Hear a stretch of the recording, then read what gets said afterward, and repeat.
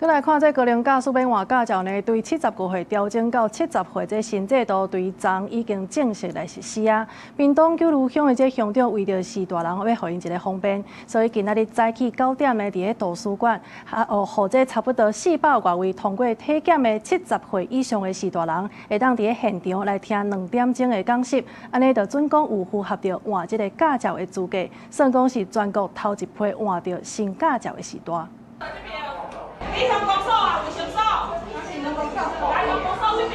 鄉公所人員引導時代交相片和體檢報告，就會當入場準備聽交通講習。高齡駕駛換照新制度對昨5月3日起過，即馬75歲以下、70至74歲的長輩，愛佇新制度起2年來換照，會當用到75。這屆重點是體檢了後，閣愛上2點鐘的交通講習，才會當領新駕照。屏東九如鄉公所為了減少長輩走監理站的麻煩，今仔日早起9點統一舉辦交通講習，讓時代做伙換照。比較便民了哈，就是說，不用一個一個跑去監理站啊哈。對對對。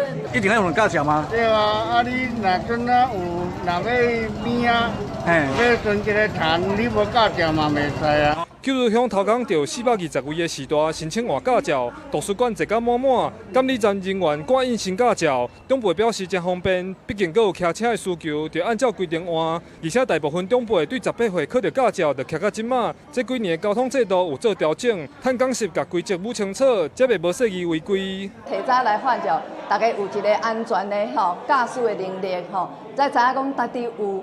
歡迎來啊，還是目睭已經蒙霧啊？摕到駕照歡喜無？即馬有，你走來遮，專工走來遮了嘛吼，駕照。頭批領到新駕照的時代，攏真歡喜，會當安心啊騎車。交通部公路局表示，滿75歲的時代，同款需要第3年來換照，每3年1擺。若無換照，閣騎車上路，會罰1800至3600。呼籲時代配合，減少長輩發生交通事故的數量。記者柯明哲，屏東報道。